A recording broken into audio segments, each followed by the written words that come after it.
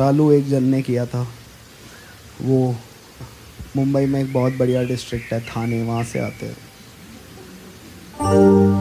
थाने की रिक्शा, चेहरे पे दाढ़ी, आंखों में चश्मा, हाय। थाने की रिक्शा, चेहरे पे दाढ़ी, आंखों में चश्मा, हाय।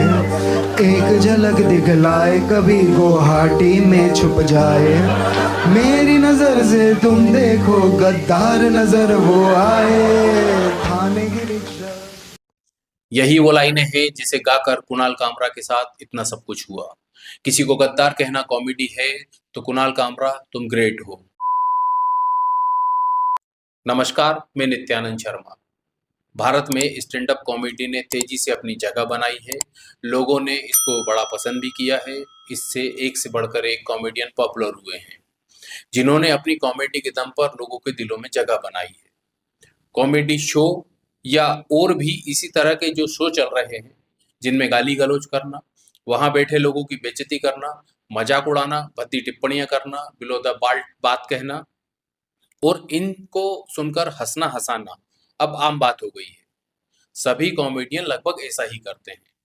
पॉलिटिक्स और पॉलिटिकल लीडरशिप पर भी खुलकर व्यंग किया जाता है। ये सब लोगों को अच्छा भी लगता है, तभी इस तरह के कलाकारों की संख्या लगातार बढ़ी है। कुणाल कामरा भी इन्हीं में से एक हैं। कुणाल अपने आप को कॉमेडियन कहते हैं या उनकी ये पहचान बन गई हो, लेकिन उनकी बातें सुनकर वे कॉमेडियन तो कम नजर आते हैं, एक्टिविस्ट ज्यादा लगते हैं। कुणाल कामरा फिर से विवादों में है। इस बार कामरा ने महाराष्ट्र के उप मुख्यमंत्री एकनाथ शिंदे को गद्दार कहा है और पहले भी कुछ विवादों में घिरे हैं। उनमें सुप्रीम कोर्ट, प्रधानमंत्री नरेंद्र मोदी, विश्व हिंदू परिषद, अर्णव गोस्वामी और ओला के सीईओ भाविश अग्रवाल पर टिप्पणियों के कारण विवादों में रह चुके हैं। अब ताजा मामला सोशल मीडिया पर, प्रिंट और इलेक्ट्रॉनिक मीडिया पर सबने देख, पढ़ और सुन रखा है। इसलिए मुझे अलग से बात करने की जरूरत नहीं है। फिर भी किसी को नहीं मालूम हो तो कुणाल कामरा विवाद सर्च करेंगे तो सारी बातें सामने आ जाएंगी, सारी खबरें आपके सामने आ जाएंगी। मैं तो सिर्फ इतना पूछना चाहता हूं कि अभिव्यक्ति की आजादी के नाम पर किसी भी शख्स को लेकर कोई भी टिप्पणी की जा सकती है क्या? किसी को भी गाली दे सकते हैं क्या? किसी का भी अपमान कर सकते हैं क्या? अगर हाँ कर सकते हैं तो कुणाल कामरा बिल्कुल सही है।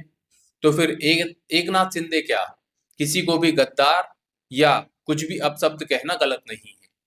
अगर कामरा सही है तो उनके साथ महाराष्ट्र सरकार ने, महाराष्ट्र पुलिस ने, शिवसेना के कार्यकर्ताओं ने गलत किया है।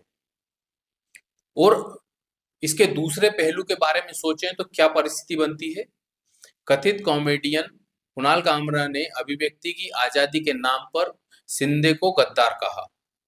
अगर यह कहना गलत है तो कामरा के साथ जो कुछ भी हुआ, सरकार, पुलिस, शिव सैनिकों ने जो भी किया वह बिल्कुल जायज है, इसमें कुछ भी गलत नहीं है। बात यदि आजादी की है तब ये याद रखना होगा, आजादी तभी तक आपकी है जब दूसरे की नाक शुरू होती है, तब तक। नाक का सवाल नहीं बनना चाहिए। यदि कामरा उद्धव की कवर फायर का उपयोग करेगा तो शिंदे की फायर का सामना तो करना ही होगा।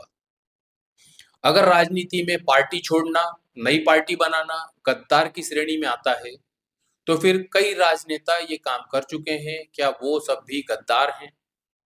कामरा शिवसेना की बात कर रहे थे, उस शिवसेना की जिसे बाला साहेब ठाकरे ने बनाया था। बाला साहेब ठाकरे जिन विचारों के साथ शिवसेना प्रमुख बने, जिस विचार के साथ उन्होंने शिवसेना का गठन किया, वह तो उनके अपने बेटे उद्धव ठाकरे ने नहीं माने। बाला साहेब के समय शिवसेना और बीजेपी का अलायंस था, अब नहीं है। शिंदे के अलग होने का, नई शिवसेना बनाने का कारण ही बाला साहेब ठाकरे के विचारों से भटक जाना है। शिंदे ने तो बाला साहेब के विचारों को फॉलो किया है, वह गद्दार कैसे हो सकते हैं? रही बात गलत सही की, तो दोनों पक्षों के समर्थक हैं, सबकी अपनी अपनी राय है, अभिव्यक्ति की आजादी है, राय दी जा सकती है। लेकिन पिछले कुछ सालों में इस तरह की घटनाएं बहुत तेजी से बढ़ी हैं। बात सिर्फ कामरा की नहीं है, एक पूरी विचारधारा है जो भारत के बढ़ते कदमों को रोकने की कोशिश में लगी है। कुणाल कामरा का कनेक्शन भी उसी गैंग से लगता है जिनको भारत में रहने से डर लगता है, जो ये कहते हैं कि भारत तेरे टुकड़े होंगे, मोदी तेरी कब्र खुदेगी, जो अवार्ड वापसी कर रहे थे, जिनको राम मंदिर की जगह अस्पताल और स्कूल चाहिए था, जिनको क्रूर आक्रांता औरंगजेब, बाबर, अकबर जैसों के पक्ष में खड़ा होना तो पसंद है, लेकिन छत्रपति शिवाजी महाराज, संभाजी महाराज, महाराणा प्रताप, राणा सांगा और भी तमाम भारतीय सूरवीर योद्धाओं की बात करना हजम नहीं होता, जो सनातन संस्कृति और परंपरा में कमियां निकालते हैं, भारत को नीचा दिखाने का कोई भी अवसर चूकना नहीं चाहते। कुणाल कामरा भी उसी गैंग के मेंबर मालूम होते हैं। कुणाल के पक्ष में वो सारे एक्टिविस्ट, सोशल मीडिया वाले पत्रकार, नैरेटिव गढ़ने वाले लोग खड़े हैं जो भारत सरकार को दिन रात कोसते रहते हैं। ये सारे कामरा को सही साबित करने में लगे हैं। गद्दार कहना अभिव्यक्ति की आजादी है, यह बताने में लगे हैं। किसी को गद्दार कहना कॉमेडी है तो कुणाल कामरा तुम ग्रेट हो। मेरे साथ बने रहने के लिए धन्यवाद।